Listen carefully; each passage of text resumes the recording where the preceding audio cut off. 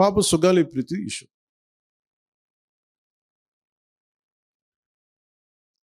పండ్లున్న చెట్టుగా రాళ్ళు పడతాయంటారు.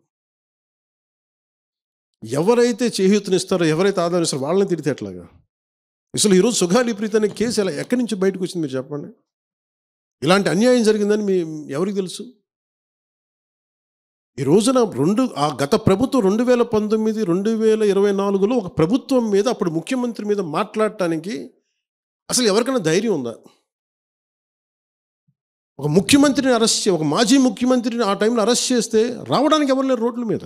అలాంటి పరిస్థితుల్లో ఓడిపోయి 2 చోట్ల ఓడిపోయి ఉన్న ఒక ఎమ్మెల్యే వాళ్ళ పార్టీకి వెళ్ళిపోతే ఏ మానసిక స్థైర్యం, ఏ ధైర్యం, ఏది ఉంటుంది చెప్పండి ఎవరికైనా? మరి అలాంటి సమయంలో నేను ఒక తల్లి పడ్డ వేదన తీసుకున్నాను. నాకే సరదానా 2 లక్షల మంది జనం మధ్యలో నడుచుకుంటూ వెళ్ళి ఆ సమస్యను హైలైట్ చేసి వాళ్ళు సిబిఐకి ఇచ్చారు. సిబిఐకి ఇస్తే మన ఇంటర్నల్ పేపర్ వర్క్ మనకి ఎలా తెలుస్తుంది?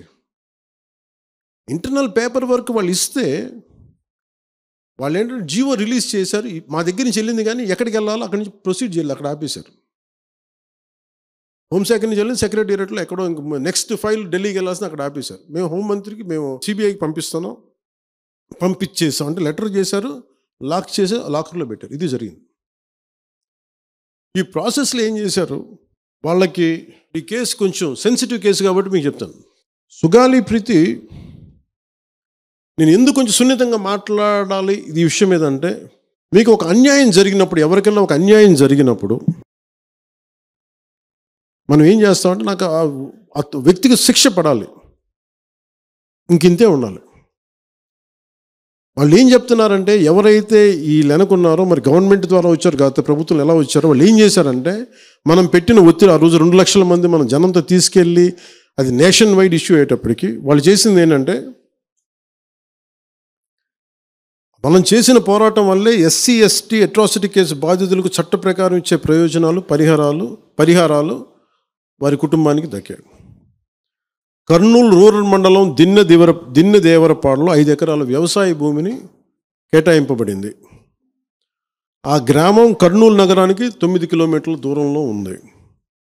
ఈ రోజున మార్కెట్ వాల్యూ కనీసం ఎకరాకి అది వాళ్ళు చెప్పడం మీరు క్రాస్ చెక్ చేసుకుని 2 కోట్ల వరకు ఉంటుందని చెప్తా ఉన్నారు. వీరి కుటుంబానికి కర్నూలు కార్పొరేషన్లో కల్లూరు వద్ద 5 సెంట్ల ఇంటి స్థలాన్ని కేటాయింపు చేసిన ప్రభుత్వం. సెంటు 10 లక్షల నుంచి 15 లక్షల వరకు ఉంటుంది. పాప ఇద్దరి తల్లిదండ్రులకి రెవెన్యూ శాఖలో జూనియర్ అసిస్టెంట్గా ఉద్యోగం ఇవ్వడం అయింది. ఇది కాకుండా ఇవి మన పోరాటం వల్ల ఒత్తిడి పెట్టడంలో వచ్చినాయి. ఇవి కాకుండా నేను ఫస్ట్ టైం ఛార్జ్ తీసుకోగానే మొదట చెప్పిన మాట, పాపకి న్యాయం జరగాలి, ఏమేమి జరిగిందని సిఐడి చీఫ్ని నేనే తెలియజేశాను. డీజీపీ గారికి పంపించాను, అప్పుడు డీజీపీ గారికి తిరుమలరావు గారు, అలాగే సిఐడి అధికారులకు చెప్పాను, ఉన్నతాధికారికి, హోమ్ మినిస్టర్ గారికి చెప్పాం. ఇవన్నీ చెప్తే పోలీసు సిఐడి వాళ్ళు చెప్పింది ఏంటంటే, అసలు అప్పట్లోనే ఎవరైతే దీని వెనక కుట్ర వెనక ఉంది ఇవన్నీ చెప్తున్నారో ఏ డిఎన్ఏ తారుమారు చేశారు. ఎలా తారుమారు చేసి ఉండాలి? ఈ ఒత్తిడిలో వీళ్ళకి భూములు అవి ఇవి ఇచ్చేసి, మరి ఏం చెప్పారు నాకు తెలియదు కానీ నాకు తెలిసి వాళ్ళు ఈరోజు పోలీసు చెప్తుంది ఏంటంటే, సాక్ష్యాలు వీళ్ళు చెప్తున్న వ్యక్తుల మీద వాళ్ళ డిఎన్ఏకి దీనికి మ్యాచ్ కావట్లేదు. ఇది వాస్తవం. కోర్ట్స్ ఏం చేస్తాయి, పోలీసు ఏం చేస్తారు, దీన్ని కూర్చోబెట్టి. ఎందుకు చెప్తున్నానంటే, ఇది వివేకానంద రెడ్డి గారిని చంపేశారని తెలుసు అందరికీ. ఎవరైతే చేస్తున్న నిందితులు ఉన్నారో వాళ్ళు ఒక్కొక్కరుగా చంపేస్తున్నారు వాళ్ళని. మరీ గత 5 సంవత్సరాల్లో ఇట్స్ క్లాసిక్ కేసెస్ ఇవి. ఈ ప్రక్షాళనకే పూనుకున్నాం మనం.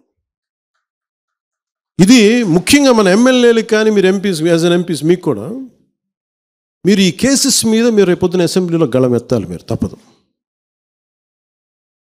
ముఖ్యంగా లా అండ్ ఆర్డర్, వీళ్ళు అందరూ తప్పించుకుంటూ వెళ్ళిపోతే ఇట్లా ఒక సోషల్ అన్రెస్ట్ వస్తుంది దీనివల్ల. అంటే వ్యక్తికి ఒక నేరస్తుడు చేసిన, ఒక కులానికి చెందుతాడు ఏదో ఒక నేరస్తుడు, మనం ఏం చేయలేము దానికి. ఇందాక అరుణ చెప్పినట్టుగా ప్రతి ఒక్కరు ఏదో కులానికి చెందాలి, వేరే దారి లేదు మనకి. మనం వేరేలా పొట్ల ఏదో కులానికి చెందాలి. కానీ తప్పు చేస్తే కూర్చోబెట్టి పలానా టక్కుమైన ఒక మాట అనేస్తారు. పలానా ఎక్స్ చేసాడు నన్ను, పలానా కాస్ట్కి చెందిన వాడు చేసాడు అంటారు.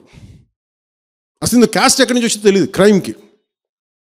సో అందుకని మేము బీయింగ్ లీడర్ నేను చాలా సెన్సిటివ్గా మాట్లాడాలి. మరీ నేను మిగతా వాళ్ళు గబుకుని మాట్లాడేసి గత ప్రభుత్వ నాయకులు మాట్లాడేసి వెళ్ళిపోవచ్చు, ఈజీ అది. కానీ నేను అలా మాట్లాడకూడదు. దట్టు నేను ఇప్పుడు డిప్యూటీ సీఎం పదవిలో ఉన్నాను కాబట్టి నేను చాలా ఒళ్ళు దగ్గర పెట్టుకుని మాట్లాడాలి. అందుకని ఇవన్నీ మీరు ఒక్కసారి దీంట్లో కూడా ఆ పాపకి న్యాయం జరగాలి, దోషులుంటే శిక్షింపబడాలి, దాంట్లో అసలు ఎప్పుడు లేదు. కానీ ఇలా ఒత్తిడి పెట్టాల్సిన వారికి కూడా నా విన్నపం ఏంటంటే, మీరు అసలు ఈ కేసు ఎవరి వల్ల బయటకు వచ్చింది మీరు చెప్పండి. సో మా త్రికరణ శుద్ధిని, మా చిత్తశుద్ధిని మీరు తక్కువ ఎంచిన. ఇక్కడ కేసులు వాళ్ళు కూర్చోబెట్టి నేను వెళ్ళి సాక్ష్యాధారాలు నేనేం క్రియేట్ చేయలేను. అక్కడ గత ప్రభుత్వం చేసిన తప్పులు కొనేసారు వీళ్ళు చాలామందిని. మరి ఏం కొన్నారు, ఎలా కొన్నారు, దీని మీద కేసు పెట్టాలి. ది లెట్ ఎంటైర్, ఇది నా ఒక్కటి కేసు కాదు, ఇది ఎంటైర్ సొసైటీకి ఇది సిచ్యువేషన్. మీరందరూ కూర్చొని ఒకసారి మన ఎమ్మెల్యేస్ అందరూ కూడా, మన నాయకులందరూ కూర్చోబెట్టి you try to take it to home minister గారు, including law and order CM గారి దృష్టిలో చేతిలో ఉంటుంది కాబట్టి మీరు ఇంతకుమించి దీని మీద మాట్లాడకూడదు. అందుకని నేను శిక్ష పడాలని కోరుకుంటాను. ఇంతకుమించి కాకపోతే ఏమైపోతుంది, నా మీద నన్ను లాగడం చాలా తేలిక అందరికీ. ఎందుకంటే నేను మెత్తని మనిషిని కదా, నా మీద రాళ్ళు వేసేయండి ఈజీ, నా చొక్కా పట్టుకోవడం ఈజీ. అదే గత ప్రభుత్వం ముఖ్యమంత్రిని పట్టుకోమని చెప్పండి, ధైర్యం కూడా చేయరు, ఇప్పటికీ ధైర్యం చేయరు. ఎందుకంటే వాళ్ళ మనుషులు ఇళ్లలోకి వచ్చి కొడతారు, క్రిమినల్స్ వచ్చి ఇళ్లలోకి వచ్చి కొడతారు, చంపేస్తారని భయం. మనం ప్రజాస్వామ్యం కదా, మనం భరించాలి. అందుకని దయచేసి దీన్ని మీరు ఒకసారి కూర్చోబెట్టి ఒకసారి మన గౌరవ శాసనసభ్యులు, మంత్రివర్గ సహచరులు, లెజిస్లేటివ్ కౌన్సిల్ మెంబర్స్, పార్టీ నాయకులు అందరూ దీని మీద ఒకసారి, స్పోక్స్ పర్సన్స్, వీర మహిళా నాయకులు, మీరందరూ ఒక్కసారి కూర్చోబెట్టి ప్రతి ఒక్కరు కూడా దీని మీద, ఇది ఎందుకంటే ఇది ఒక కేసుగా చూడకండి, ఇది గర్ల్ చైల్డ్ తాలూకు ప్రొటెక్షన్ చాలా ఎసెన్షియల్. అందుకని దీన్ని సోషల్ మీడియా యాక్ట్ కానీ ఇవన్నీ మాట్లాడాలని పొద్దున్న నిర్ణయించుకున్నాం. ఇది ఒకసారి మీ దృష్టికి తీసుకొస్తాము.